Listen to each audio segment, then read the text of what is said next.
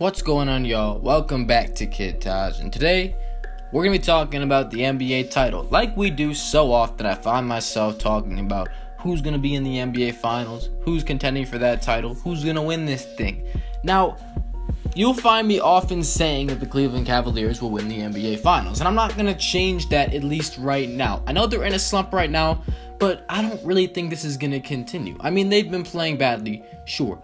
4-6 over the last 10. They've lost 2 in a row now. They just dropped a game to the New Orleans Pelicans without Anthony Davis in the lineup. They had 69 points combined dropped on them by Drew Holiday and Terrence Jones. And even with Kyrie going for 49 points and LeBron putting a triple-double on the board, Kevin Love having his 22-16 game, they still lost. It's their defense. Their defense has been terrible since Kyle Korver has been acquired, and it's not his fault, but they just haven't been playing well. And I don't expect this to last. It might go on for a while, but I believe that when it gets time for the playoffs, this team will be the way it always is, in championship mode, ready to contend, and I don't have a doubt in my mind that they'll be in the finals by June. Now, I, talked about how we have a few and not enough championship contenders in the league. For me, I only see 3 teams that can really contend for a championship. It's the Cavs, the Warriors, and the Spurs. Now, hear me out when I say this. The San Antonio Spurs could be the favorite for this year's NBA title. I mean, take a look at that Western Conference. Take a look at how the Cavs are playing. For me, the Cavs are a lock to be in the NBA Finals. I don't see anybody dethroning them in the Eastern Conference. Toronto's too dysfunctional. They've lost 3 in a row. They've been playing terrible basketball. The Celtics are too inconsistent. The Hawks are even more inconsistent. The Wizards are the one team that I could see giving the Cavs a little bit of trouble, but do you really think the Wizards could beat the Cavs in a playoff series? I don't think so. They've been playing really well, 8-2 over their last 10, but I don't see it happening. Not enough depth there. Their starters are really nice, but when it comes to the bench units, they're going to get dominated in the playoffs. The Hornets don't have a strong enough squad as it is. The Pacers are way too inconsistent, and the Bulls, well, let that record just speak for itself. And, as a Bulls fan, I know that the Bulls really don't have any chance in the playoffs. Even if they play good against the Cavs in the season, they're not making it to the finals. They're not going to beat the Cavaliers probably if they play them in the first round, which looks pretty likely, but look, the Cleveland Cavaliers are the team to beat in the East, and I don't see anybody beating them. No one's good enough. The Cavs are bad enough this year that they could get beaten in the Eastern Conference, but too bad everybody else in the East isn't taking advantage of this. Why aren't other teams, why don't we have more than one Eastern Conference contender? The Cavs aren't even playing good basketball yet. They're still a lock for the finals because no one else is stepping up. Missed opportunities, man. If any year is going to be the year where LeBron falls off the throne and someone takes advantage, this is the year, but no one in the East is good enough. Like I said, all right, enough of that. Time to talk about what this video is about. This video really is about the most slept-on team in basketball year in and year out. Every single season, there is never a season that goes by where the Spurs are rated where they should be, or overrated, or talked about too much. It doesn't happen. The Spurs aren't talked about enough. A 35-9 record so far. 80% nearly of their games they are winning. They have a 19-4 road record, good enough for the best in the NBA. They have the second best point differential in the league. They're on a 4-game win streak and 8-2 of their last 10. The San Antonio Spurs have already taken down the Cavs in Cleveland without Parker and Gasol, and the Warriors on opening night in Oracle by 30 points. Now, okay, maybe opening night's a pretty long time ago. The Warriors have definitely gotten better since the jump of the season, and they're playing great basketball. Well, so are the San Antonio Spurs. These guys are damn near neck and neck. A lot of people love to think about it like, oh, the Warriors are, a tier above the Spurs. They're the real upper echelon, and no one 2 through whatever are going to break that. Well, the Spurs have broken that. They're right where the Warriors are, just a few games behind. That's not going to matter when it comes to playoff time. What matters is we have 2 teams in the Western Conference that are extremely elite, that are very capable of winning an NBA championship. The Spurs do this every year. They're forgotten, they're talked about not enough, and they end up surprising you somehow, and they get to the finals. I mean, they've gotten to the finals 2 years when LeBron was in Miami. They beat LeBron once, lost to LeBron once. They've been there. Kawhi Leonard's played in 2 NBA Finals series in his life. That's as many as the Warriors have played in this era. The Spurs have been there. They've won rings. They have guys with experience. They have the best coach in basketball and the best coach in basketball history. That's my opinion. I think Greg Popovich is the greatest coach in the history of the NBA.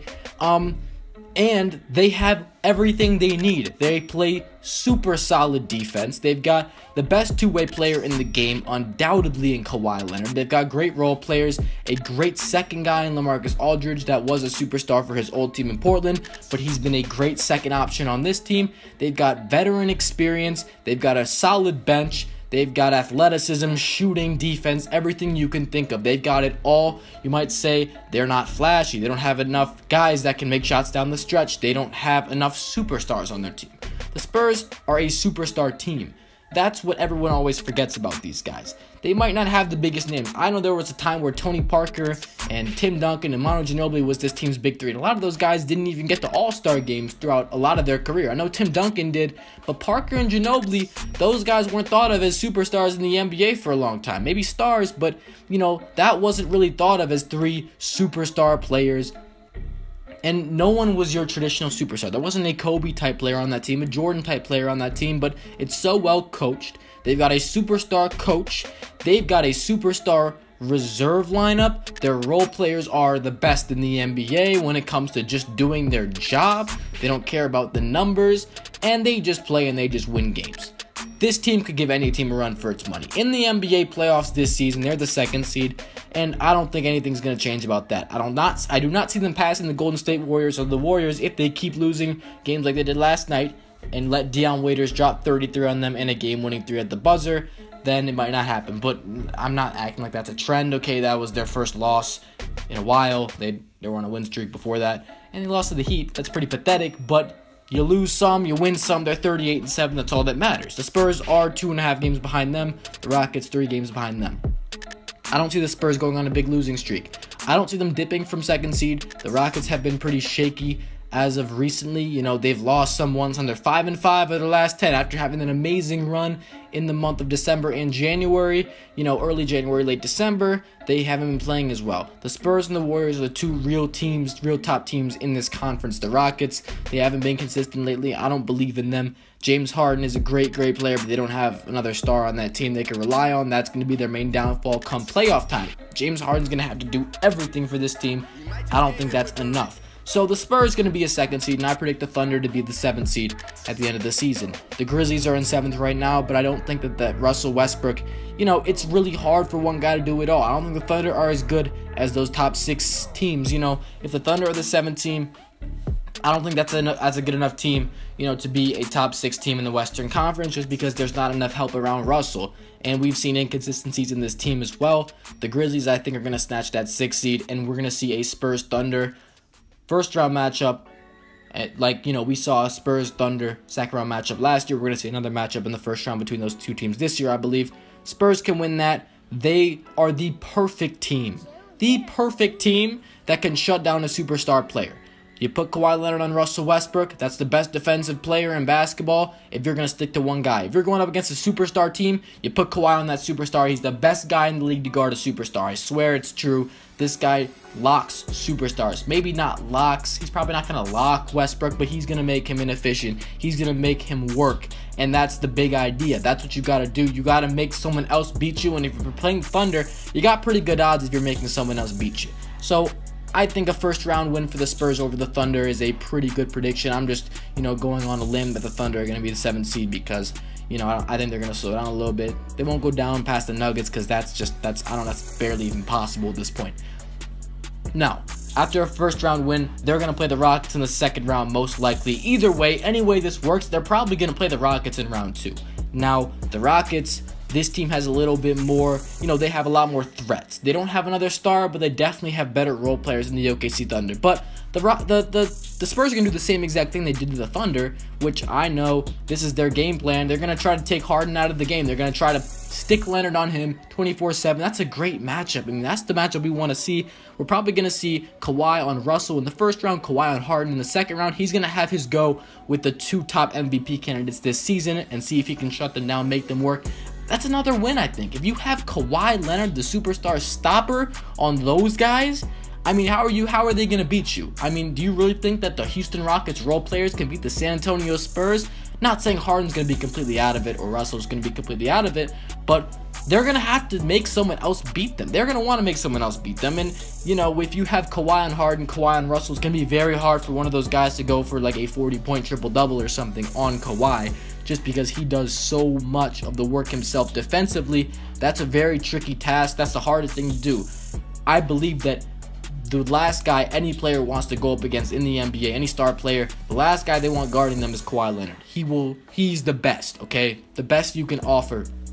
And of course, we get to the Western Conference Finals. This is going to be a series to die for. I mean, honestly, I don't think it's not going to be, like, how can it not be Warriors Spurs? Who's going to beat the Spurs? I mean, the Rockets probably have the best chance of beating the Spurs. Maybe a healthy Clippers squad. The Utah Jazz are always a sleeper, but you know, I don't see it. The Spurs are so solid, okay? The Clippers and the Jazz are the only two teams I can see beating them. The Rockets, they need more guys. They need more guys that contribute and be stars, be ball handlers.